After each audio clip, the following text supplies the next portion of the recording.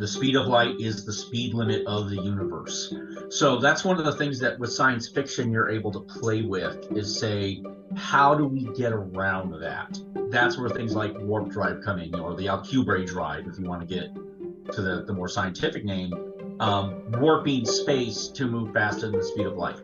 Hyperspace, okay, there's another universe alongside ours, and there's either portals to get through, or we can punch through, and we can move faster than the speed of light.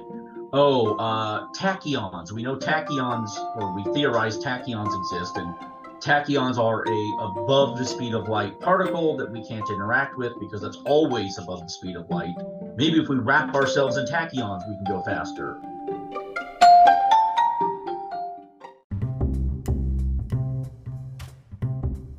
Welcome to Speculative Sandbox, your audio playground for creative storytellers. My name is Vicky Lawn, and each episode, I and a guest will unpack a fiction trope with an eye for character development and narrative structures. Make sure to look for Speculative Sandbox on Instagram, TikTok, and Twitter, where you can join the conversation. Leave comments or questions, or let us know what other tropes we should cover. When the real world just doesn't cut it, let's get lost in a fictional one.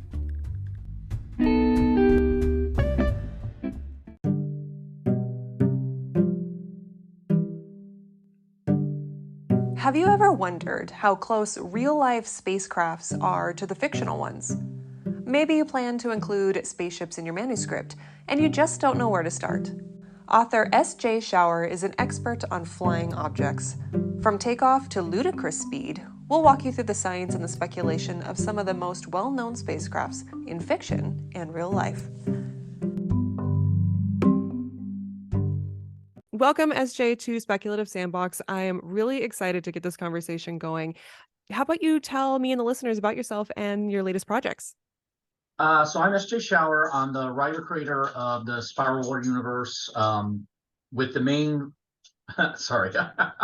with the main series focusing on the Liberators, which is about a special operations rescue team following them from their inception at the Academy onto the Greater War Beyond. I'm currently working on the 7th book in the series. Just life has a habit of getting in the way lately. Yeah, it does that. It's annoying. Yeah, tell me about it. Yeah. Okay. I have some rapid fire questions to warm us up. Are you ready? Yeah, shoot. Okay. All right. We're going to start with some kind of totally off topic, and then we'll work our way into the topic. And today's topic is going to be on spacecrafts. But before we get there, what is your favorite month and why? Boy. I like October because October it's such a creative time of year. Everybody's putting together costumes, getting ready for Halloween. And especially out here in Arizona, it's finally cool enough to start getting out and doing like long hikes and stuff again. Mm-hmm. Yeah, I think that's kind of it. Okay. What is the dumbest dare you've ever agreed to? Oh, the dumbest dare I've ever agreed to. Oh, God dang, there's been so many. So many dumb dares. Or just dares. Naked ziplining at dusk while Sergeant Major was still on site. Wow, that's bold. Yeah, luckily he wasn't looking that way, and I don't think he ever found out about it because I'm still alive to tell the tale. That's awesome. Okay, and do you have your own Netflix account or do you use someone else's? I have my own that everybody else works off of. Very nice. Okay. All right. Now, moving into the topic a little bit, I have looked up some random sci-fi terms. Tell me, do these exist in real life, or are they based on some sort of real life theory but hasn't been proven yet? Okay, you ready? All righty. Hyperdrive. Does not exist and may not, depending on how the physics of the universe actually work. Okay. Warp speed. Warp speed is based on, well, most people think warp speed, they think Star Trek. Okay. But the term warp does apply to, again, the warping of space-time. So warp speed would be a factor in which how much space-time you're warping in order to move faster than the speed of light. Gotcha. Okay. What about jump drive? Jump drive, again, well, unless you're talking like a thumb drive, when you're talking in terms of spacecraft, jump drive is pretty synonymous with hyperdrive, depending on how the FTL system in that universe works. A lot of people tend to use both of them pretty interchangeably. Okay. And then the final one, which I just associated with the name of a show, but apparently is also a noun, maybe, is Stargate. Okay.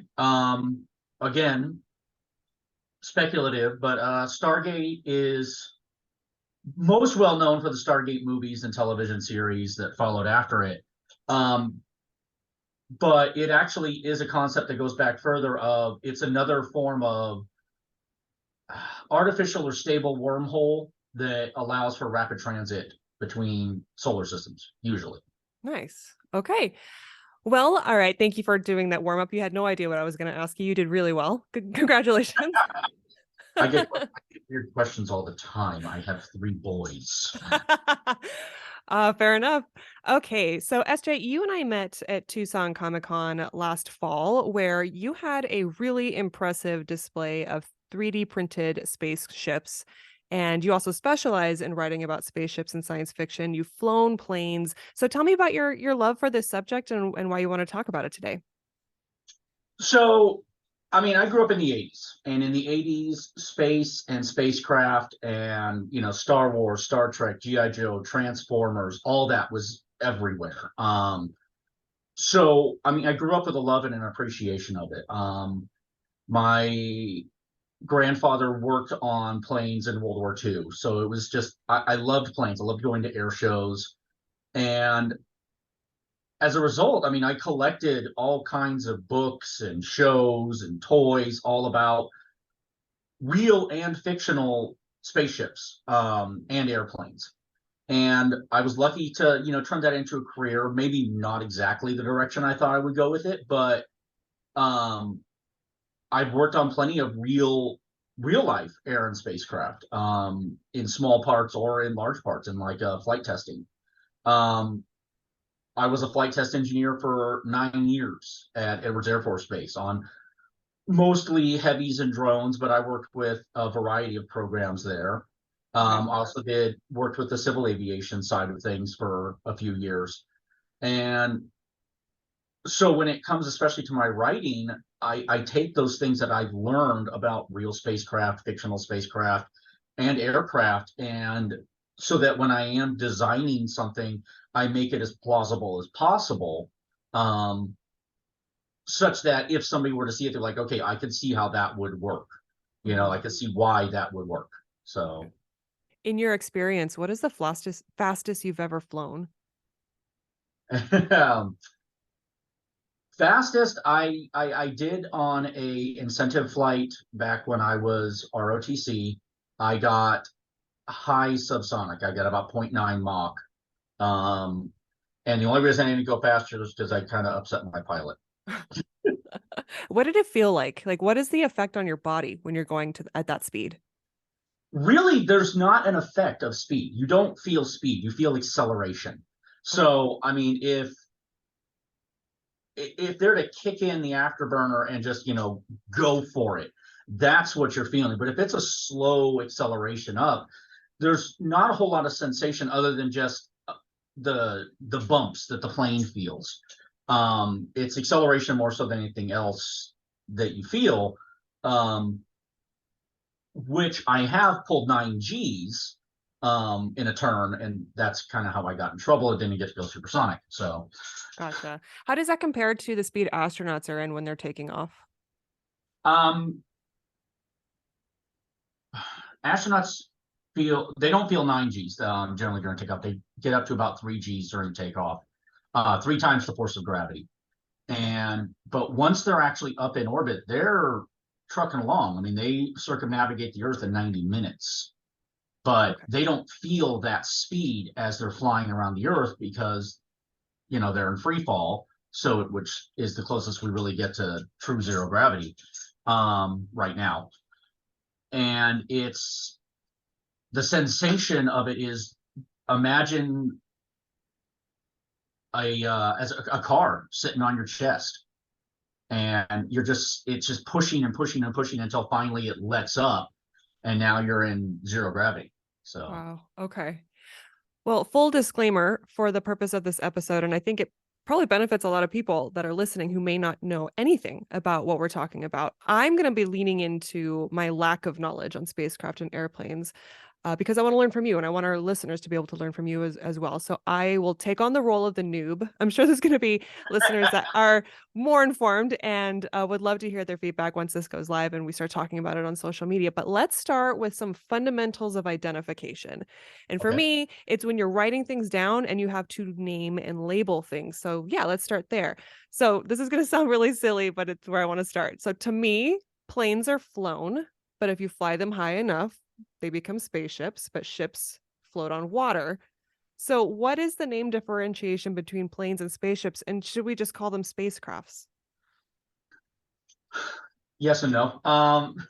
So an airplane is anything that flies in the atmosphere and stays below the legal limit of space. And the legal beginning of space is 100 kilometers straight up off the ground. Okay. So anything past that they can reach that altitude, maintain and operate, we classify as a spacecraft or a spaceship. Where do commercial airplanes fly compared to Commercial that? airplanes usually fly around 30 to 40,000 feet, depending on how far they're flying. Okay. So legal limit of space is 330-ish thousand feet. Wow. So Okay. they're flying roughly 1/6 that height. Okay. So whether or not you define something as a ship really kind of comes down to how you define your nomenclature. When we talk about real world spacecraft, we don't generally refer to them as spaceships, unless you're SpaceX, in which case you call your next spacecraft the Starship. So spaceship is is that more like a fictional term then? It is, but also it is more of it's like a dramatic term. It's more of a dramatic term. When you come down to it, though, ship in general, and I'll use kind of the naval terminology for this. Navy has a simple definition. A ship carries crews and small boats or planes. So a submarine, if you go on a submarine and you call it a ship, you will get corrected. That's a boat. Okay. A submarine is a boat. A rigid hull inflatable is a boat. Because it's underwater? It's like a vessel? It's underwater, but it carries a small crew. And it doesn't carry other boats. It doesn't carry other craft. Okay. So anything from, say, the size of I forget what the actual definition is when they start referring to them as ships. Anything larger, about the size of a Corvette or larger, not the car, but a ship, referred to as a Corvette, is referred to as a ship because it can carry smaller boats and a larger crew. Okay. Now, when we refer to spacecraft, they tend to be, in reality, referred to when you're talking to folks who work with them. They're referred by the type of craft they are. So early spacecraft were all capsules or pods. Then you have the space shuttle, and we've kind of moved back into capsules, and now we're moving towards actual spaceships. So in that way, SpaceX calling the Starship a starship could actually be referred to as a ship because it's going to be such a large craft and is going to be carrying so many people, such a large crew, that it could be the world's first true spaceship once it becomes operational. Interesting. So my question that I thought was so simple is actually kind of complex. It can be. Spacecraft, again, it's a broad term. Any craft that flies through space, even probes are often referred to as spacecraft. People refer to like the Voyager missions as a spacecraft. Now, Voyager 2 is out beyond the is it out beyond the heliopause now? And is the farthest flying man-made spacecraft in space, even though it carries no people on board. Okay. So, but it carries like equipment It carries And equipment, instrumentation. It carried the very best 1970s technology we had. aw. She's still That's trucking. so sweet. I always get like when it comes to the spacecrafts that we've been sending out there and even our little robots that like, get stranded on planets and asteroids. And then when they finally lose the solar power and they die, I get Yeah. so sad.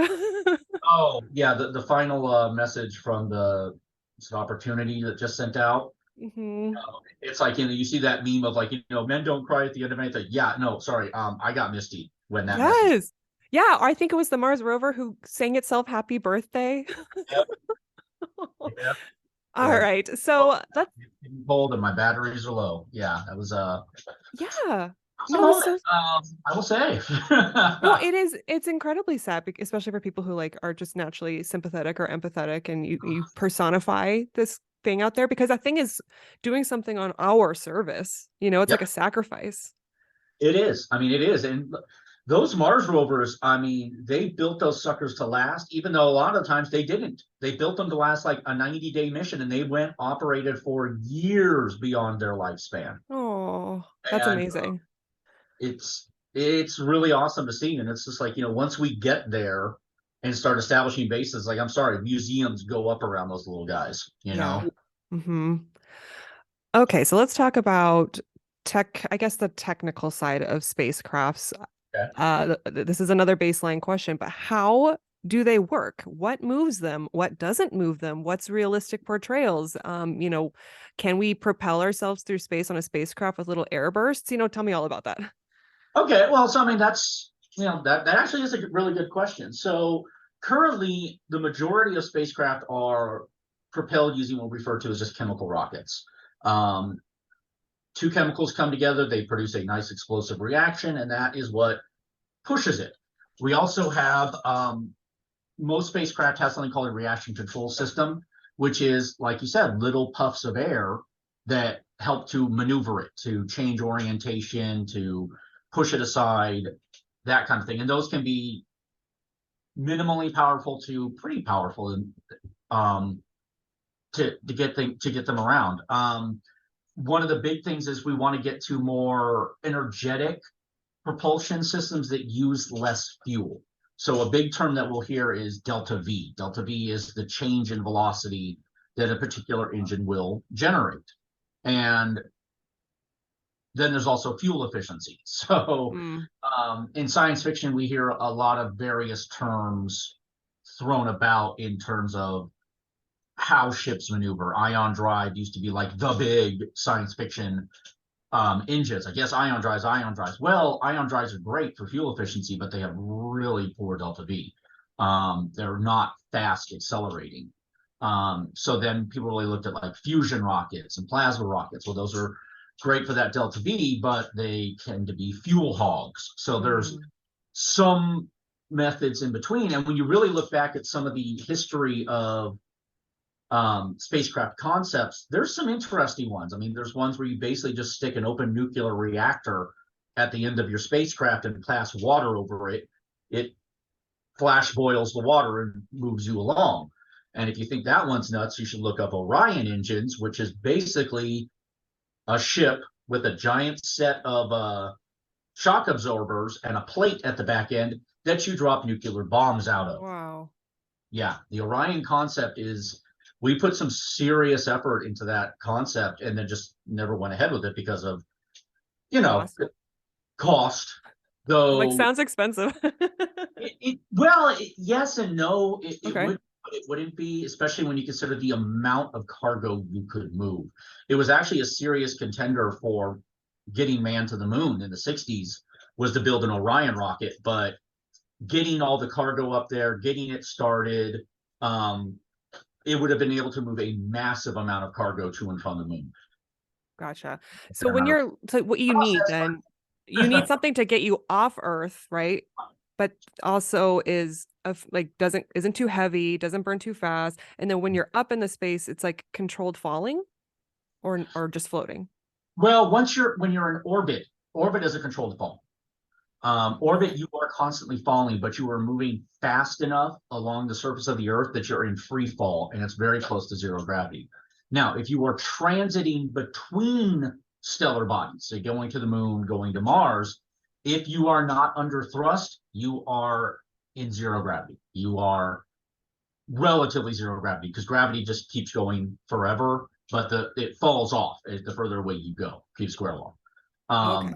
So you don't feel it as much the further away you get from a planet. So you are effectively in microgravity or zero gravity. So usually microgravity, but the majority of people just refer to zero.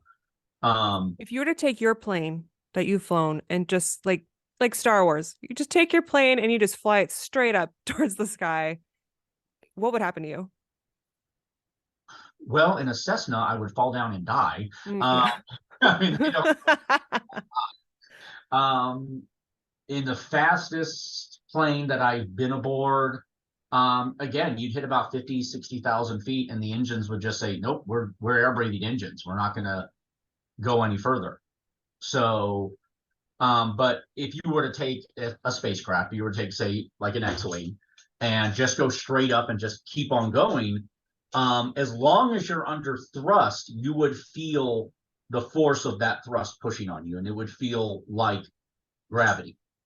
But as soon as you cut thrust, now you're floating. And if you break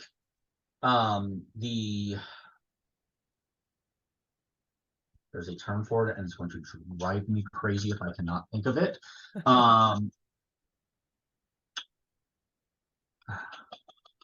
The minimum speed to escape Earth, the escape velocity, which is about 11 kilometers per second, a little more.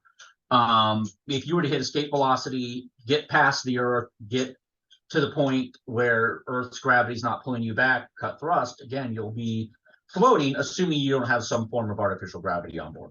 So, so you could get up there, but you might not like it once you're up there, because that ship's probably not equipped to support someone who's no longer oxygen and all that stuff.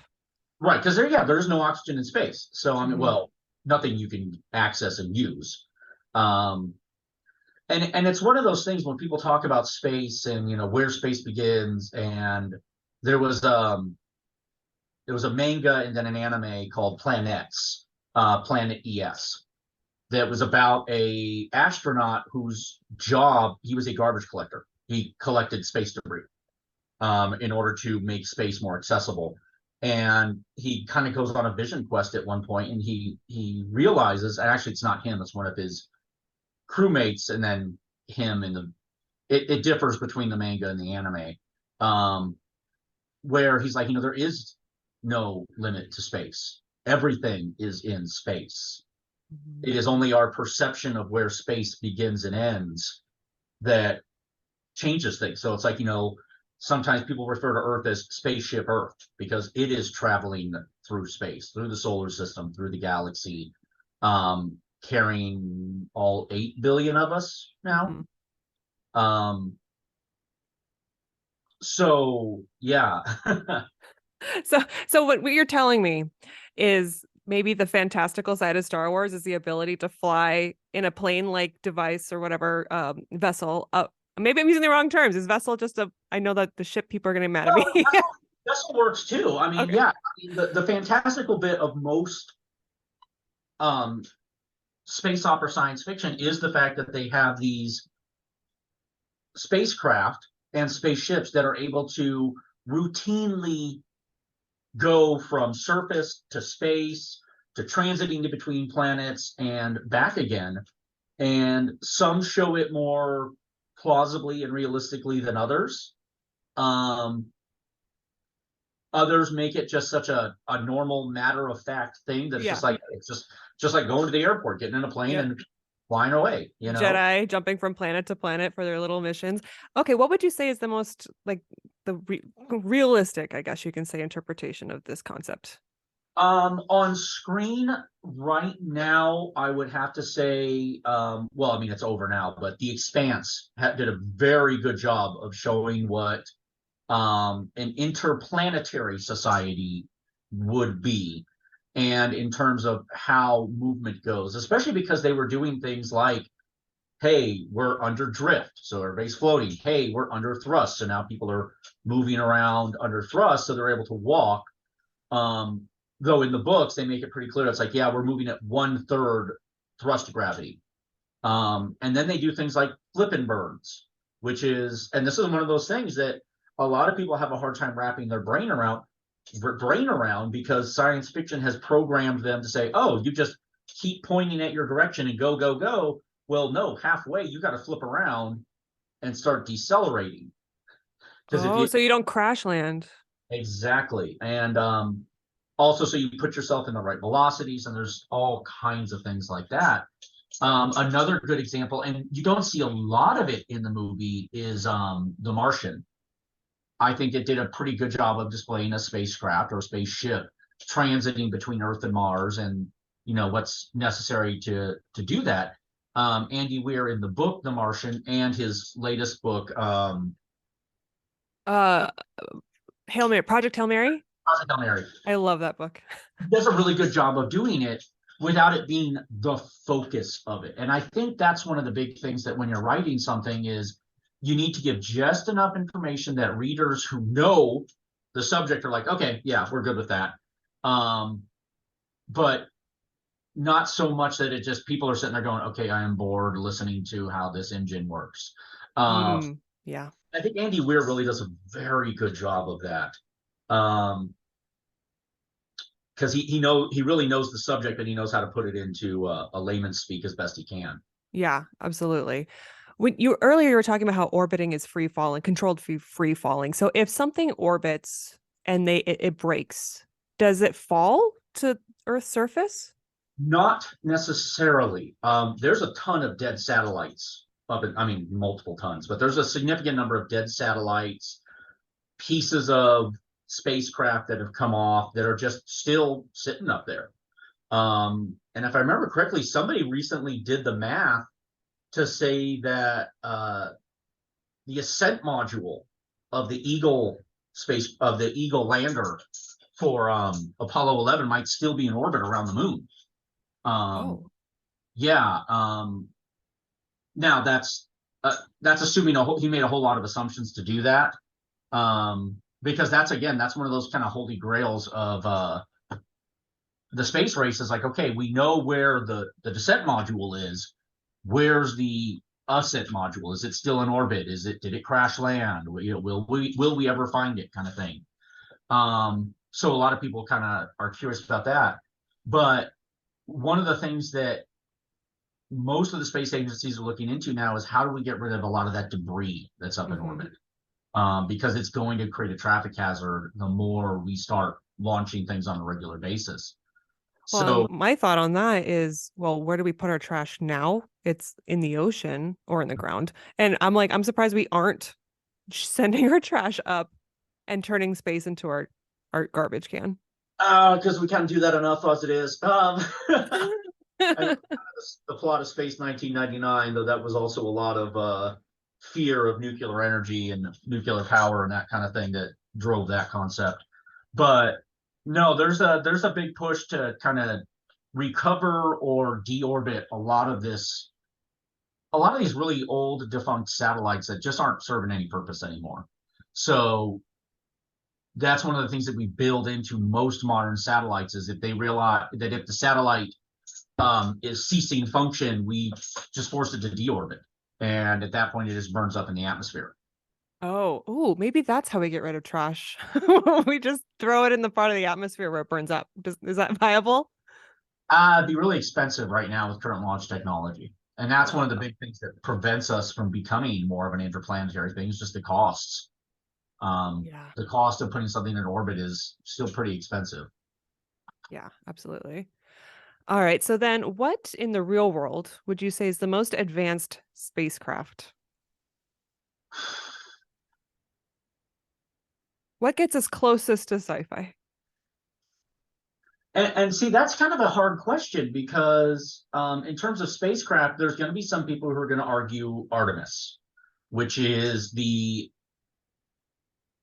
Artemis mission that just went up with the current Orion spacecraft. It's not the Orion capsule that NASA launched. But when you really look at it, other than the computer systems on board, it's a lot of space shuttle tech. So it's 40-ish year old technology. They're still using modified solid rocket boosters and space shuttle main engines. And while it is a technologically advanced spacecraft compared to the space shuttle, it's not that much more advanced. The SpaceX Starship that is coming up is, in my opinion, once it reaches an operational readiness, will be a more advanced spaceship in that it will be able to transit from Earth to Mars. Wow.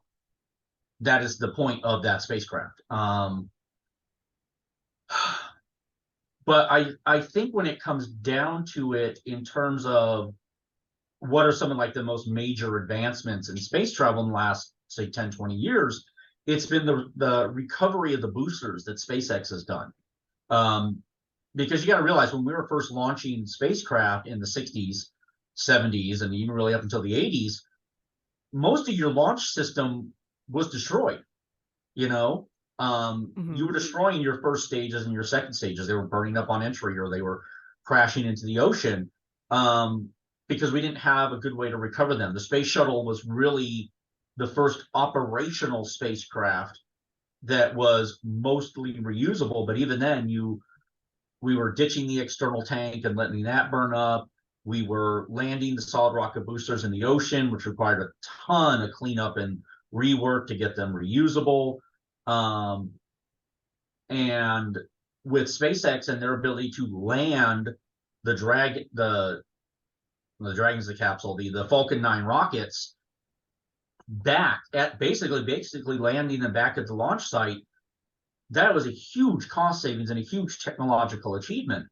And that's one of the things that they're really pushing for with Starship, is to be able to keep reusing it. And so it's the reusability of the majority of the launch vehicle that is the current It's the innovation. Current innovation, right? Yeah. So I mean, because we've been trying to do like space planes since the 70s, 80s, and just haven't come up with a real viable way of doing it yet. We've come close, but just not quite there. Yeah. So living in Arizona, you've seen the SpaceX ships or crafts when they're being sent off in California. Have you seen those in our night sky? Oh yeah, I've seen those launches. They're awesome. I one time I actually saw the Starlink, their satellite system, their satellite communication system deploying. I was at a park with my son's practice, and these parents were freaking out, pointing up at the sky, going, "What's that? What's that?" And I'm looking up, and I'm going, "Huh, that's interesting." And just seeing how all these little points of light are expanding out, and I'm like, "Oh, it's a Starlink satellite. It's expanding out the array. It's being Yes. You just caught it at just the right time to get the reflection from the sun down and see it. So it was pretty spectacular to watch. Especially It being is. built. It's absolutely. It's amazing. So I've seen it maybe 2 or 3 times now, and it's crazy because you're right. The weather conditions are so perfect that we're able to see it down in southern Arizona. And when I first saw it, because it leaves a trail, and I think it's ice crystals that are still illuminated by the sun. I don't know. I'm just going off of what someone told me. Yeah, it's the smoke plume and the ice crystals that you're seeing. So Yes. Okay. And so then what happens is, it looks like, if you don't know what you're looking at, it looks like some giant mythological god is holding a flashlight. And when I first saw that, I'm like, like I felt like a caveman back in the day discovering the solar eclipse. You know what I mean? Like, where yeah, you don't know, like, what does this mean? and I knew people, like, when during like one of the last ones this summer, that we got a really beautiful view of, because it was right at sunset too. So it was going through the sunset. It looked gorgeous, and people were freaking out, going, "Oh my God, it's the end of the world!" I'm like, "No, it's a SpaceX launch. It's a satellite launch. That's all this It's is, just people." business, people, just operations. Yeah, Although, I mean, what would and it look like? I mean, this is totally off topic, but what would it look like if we were, it wouldn't look like that if we were under attack, I'm guessing. I hope. I don't know. if we were under attack, no, you really wouldn't see it. If we were attacking, yeah, you'd see a whole lot of those going off at once. If we're talking like a nuclear attack of like ICBMs going off, but the likelihood of that is actually a lot slimmer and than people ever really yeah, that's a whole other subject. We'll put that on the list. Anyway, I'm sorry. I think I interrupted you. Did you have anything else you wanted to add? I mean, I've actually been to a couple launches in Florida too, back in the late '90s. I saw some shuttle launches. I saw some other rocket launches. Was there for shuttle landings at Edwards, which was just epically cool. Because I mean, a launch is very cool to watch. You see, it's powerful if you're close enough that you can feel it, and you just realize the amount of raw power that's going up to push this spacecraft up into orbit. It's somewhat humbling to watch, and then to see the end of it, to see a spacecraft coming in for a landing at Edwards like an airplane, Yeah. was just, it was such a cool thing to watch. Especially, I mean, I saw it as a kid, I saw it as an adult. I was there at Edwards when they brought Endeavour to California to retire it, and that was humbling and just kind of cool to watch. But it was just, at the same time, it was such a huge part of my childhood going, okay, there goes the space shuttle. Space shuttle program's done. So that's how I feel about watching launches and even planes when I'm driving through Phoenix and the planes are landing. Because I look at that and I don't just think, oh, plane. I think humans did that. They innovated, they created that, they did that, and it goes to benefit the greater whole, whether it's transportation or space, discovery. But it's just really cool to see the object that embodies human achievement. It's really cool. it is. It really is. So how does this now? Okay, pivoting now to fictional Okay. spacecrafts. Clearly, they are beyond what we can do in the real world yet, or maybe never. I don't know, but yet, what problem are we solving with these scientific spacecrafts? Is it time travel? Is it like what is it that they do that's different than what real world ships do? Well, there you're also having to talk about tech level. So if you're talking like near future science fiction, a lot of it is just kind of 30 minutes in the future technologies. It's technologies that we're developing, that we're almost there, and we can kind of maybe develop in the next 10 years and get there. But the biggest hurdle, other than money and politics, to really developing these fantastic science fiction spacecraft is it's fuel. I mean, it's how do we get everything up there? How do we build that infrastructure to build these massive ships without having them be just a giant fuel tank with 5 guys with a 5-person crew up on the end? So when you're talking that near future sci-fi, you're talking your 2001s, your 2010s, anything by Andy Weir, the Expanse, even. A lot of it comes down to what's the drive system that's making it real. Ben Bova, in his Grand Tour series, it was all about fusion rockets. That was the big advancement that made it so people could just go, and really innovate space travel. But you still had to use more conventional means to get into space, because fusion rockets are leave a bit of a radiation trail. So you don't want to be doing too much of that in an atmosphere. And I see a lot of like faster than light speed ships. That's not something we can do yet, right? No, that is not something we were even close to do. Right now, the speed of light is the speed limit of the universe. So that's one of the things that with science fiction you're able to play with, is say, how do we get around that? Yes. And that's where things like warp drive come in, or the Alcubray drive, if you want to get to the more scientific name. Warping space to move faster than the speed of light. Hyperspace, okay, there's another universe alongside ours, and there's either portals to get through, or we can punch through and we can move faster than the speed of light. Tachyons. We know tachyons, or we theorize tachyons exist, and Tachyons are a above the speed of light particle that we can't interact with because it's always above the speed of light. So it's not breaking relativity because it's always there. So maybe if we wrap ourselves in tachyons, we can go faster. Time travel. There was a story I read years ago, and where ships would travel at the speed of light to a location, and then they would jump back in time. So it was like, so it seemed like they were traveling faster than light. But there's all kinds of rules around how you could and couldn't do that. Wormhole travel is another means of getting around the speed of light. And then there's those that will just, and this is what will get will turn off a lot of readers who are more scientifically minded or technically minded, saying that Einstein was just straight wrong and that the speed of light is not a speed limit. It's just, if you can keep producing thrust, you will go faster, even though thus far all the scientific evidence says, no, Einstein's right. So Einstein's theory of relativity is that we cannot go faster than the speed of light? Right. When you really get down into relativity, one of the things that you start to see is that the closer you get to the speed of light, you start to develop virtual mass. So it's like your ship is getting heavier and heavier and heavier the closer it gets to the speed of light, till you get to a point that you just can't get any faster. Okay. Is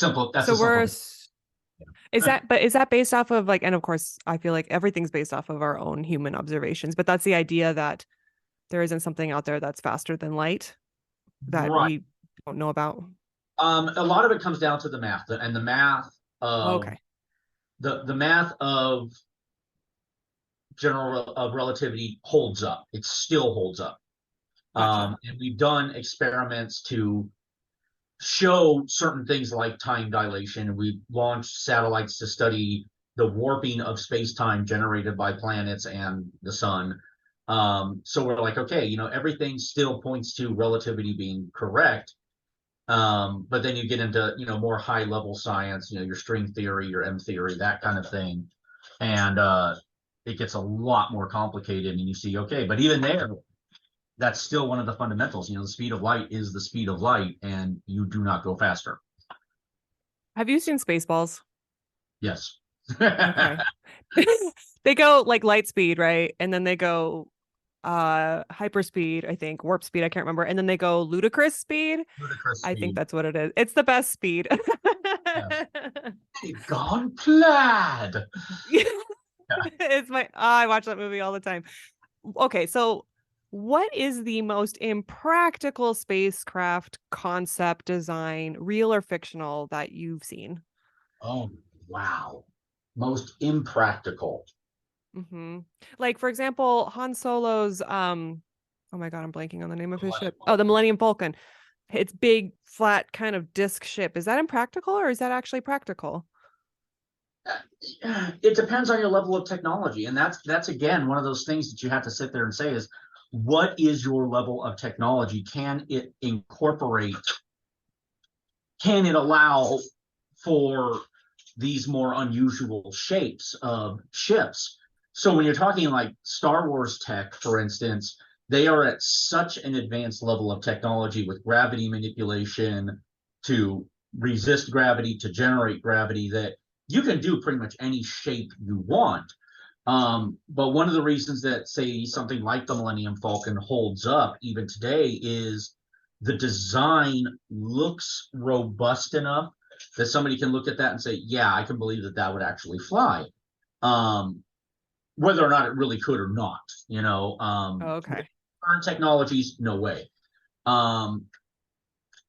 In like when you're talking like seriously impractical spacecraft designs, I tend to flush those out of my brain because they upset me too much. It's a triggering question. It is, but I'm trying to think, like, and this is one that will probably get me in trouble with some people. And it's not a totally impractical design, but from certain perspectives, it is. The Enterprise, especially I mean, and I grew up with the Enterprise D, watching Star Trek: The Next Generation, but it's one of those designs that I look at and I'm like, wow, that thing is unnecessarily huge for one Mm-hmm. thing. But the configuration of it just, Well, and doesn't this it is have like arms on sticks? Like, isn't that a weak point?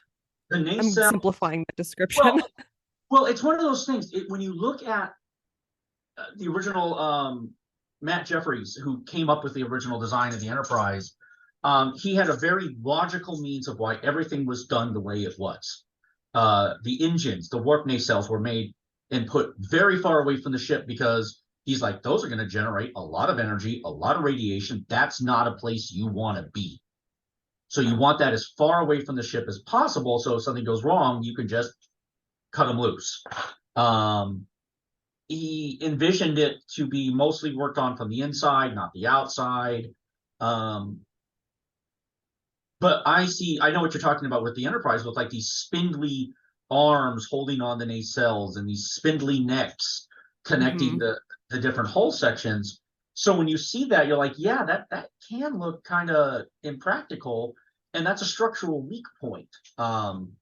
And that is one of those things that tends to bug me when I see designs like that. I'm like, wow, that is a real yeah, that's a target. Hit there, Yeah. bust the ship.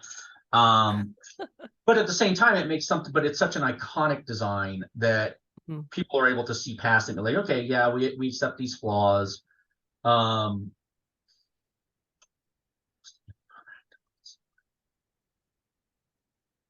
Well, and of course, for our listeners too, like impractical doesn't necessarily mean like we're not discrediting the artistry behind creativity. It's just a fun question. no.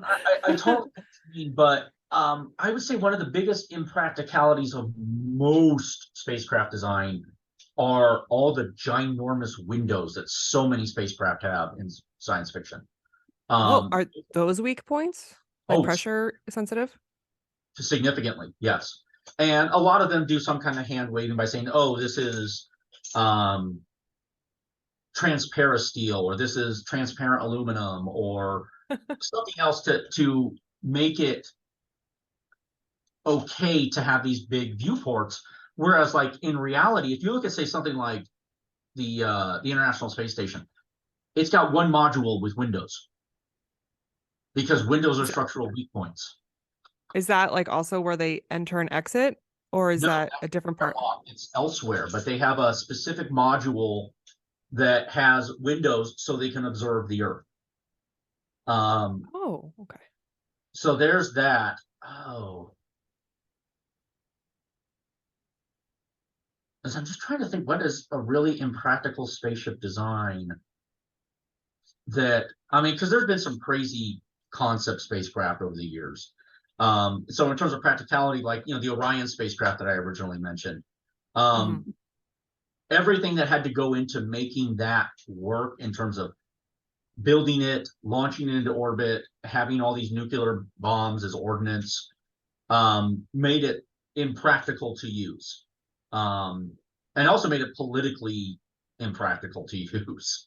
Nerva engines, which is a nuclear engine, are more practical but less fuel efficient. Hmm.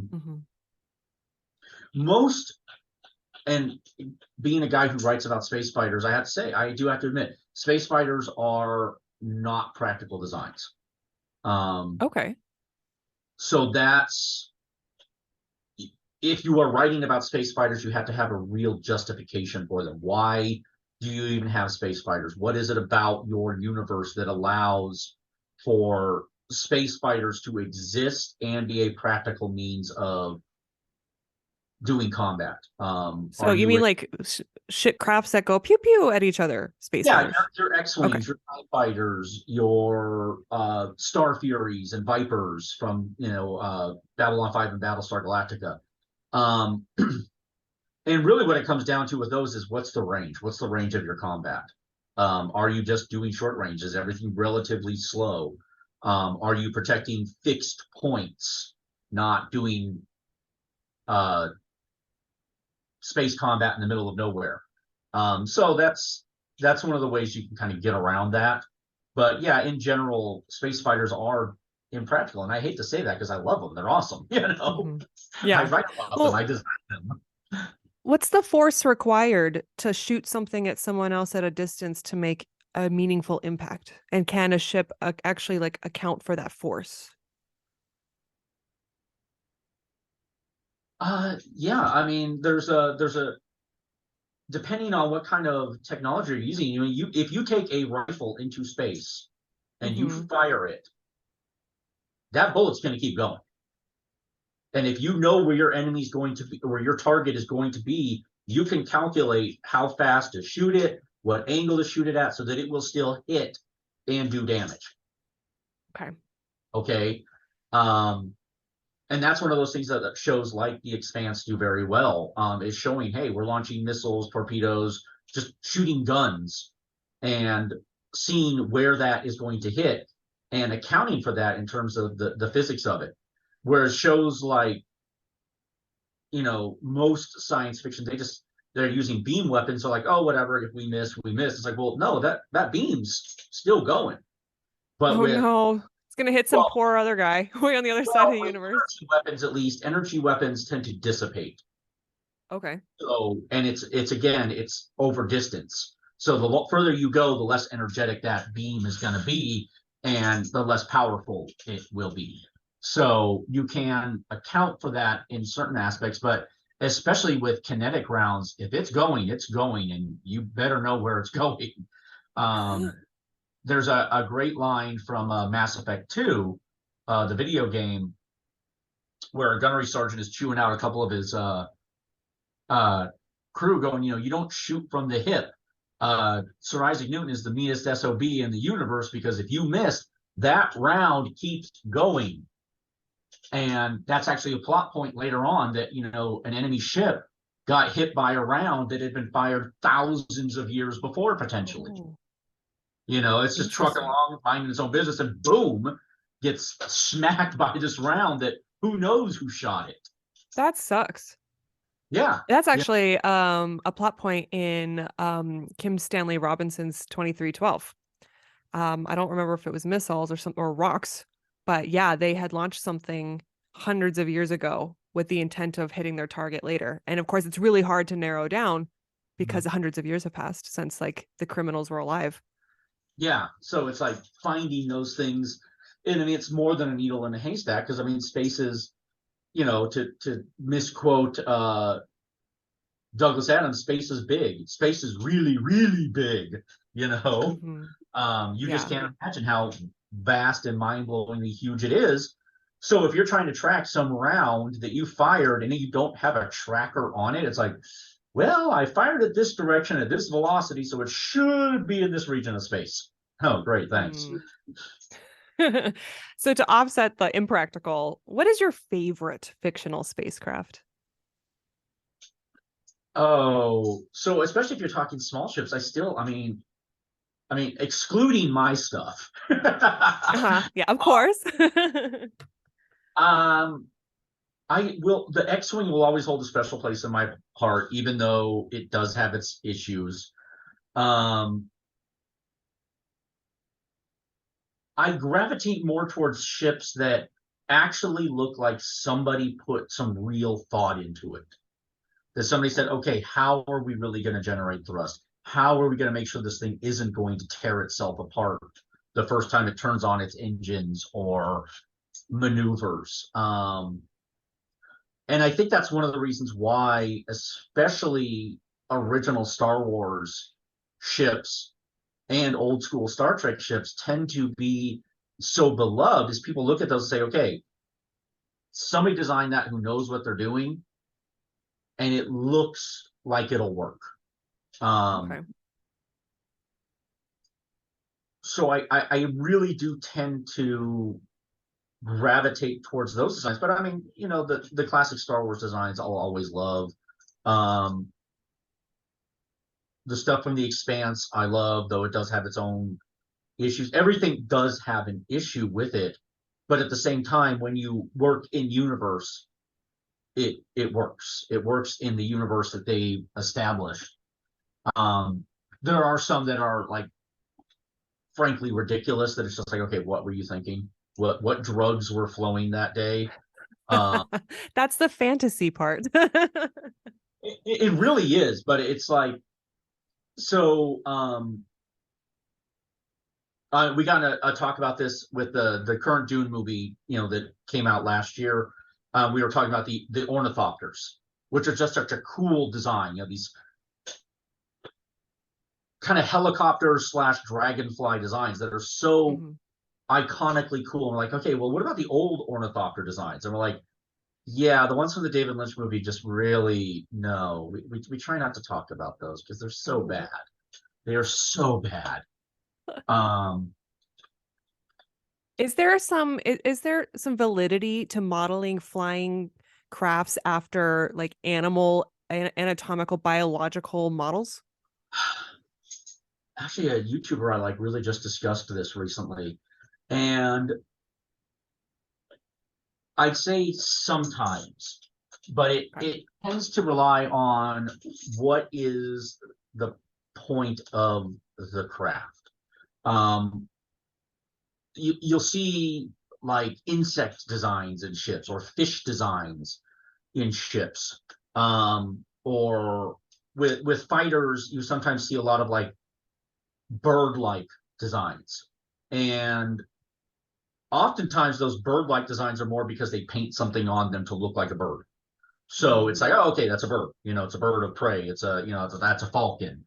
Um, but then there's some that are just frankly ridiculous, where it's like, hey, here's this dragonfly spaceship. It's like, well, why?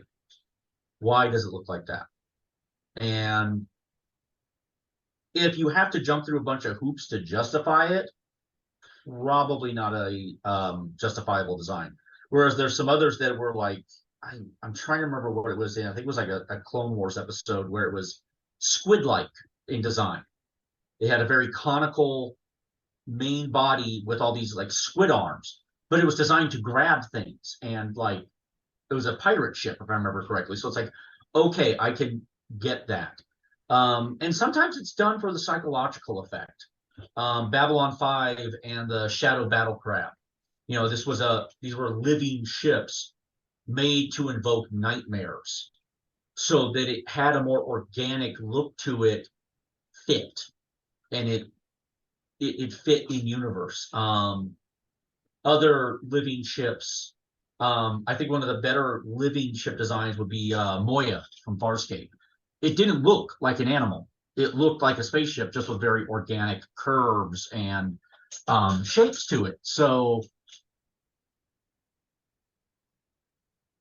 it like I yeah, I hate to sound. No, I like your examples because it's one thing to just be artistic and Mhm. creative, and it's another thing to be able to say, well, there's a reason and purpose behind having like the contextual information that gives purpose to the spacecraft being that way.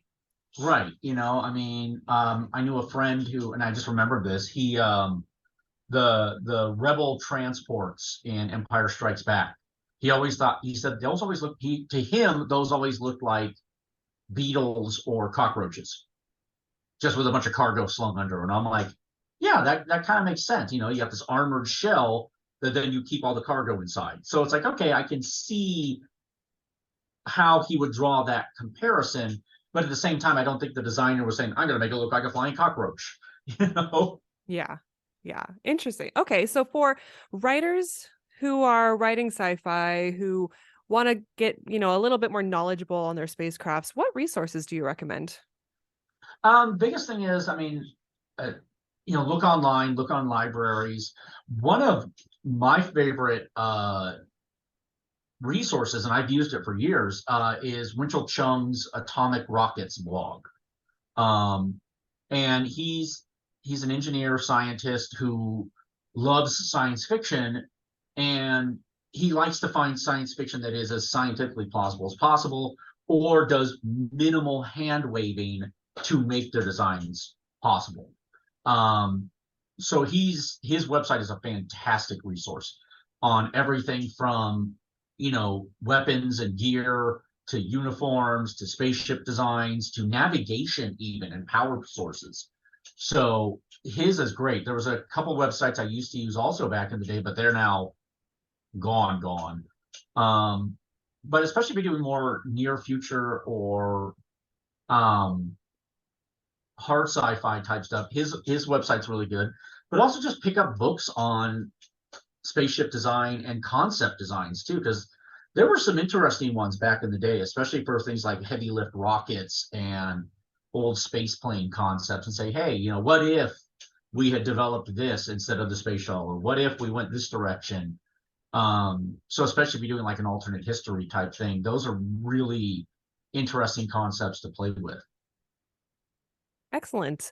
All right. So I have a fun question, like a parting fun question. And thank you so much, too, for joining me on this conversation. I've learned a lot. You've got me thinking about, right now I have a spacecraft that orbits my planet right now in my manuscript. And I had planned that it was falling apart and I wanted things to fall down and cause issues. Now I'm like, maybe I need to lower its orbit.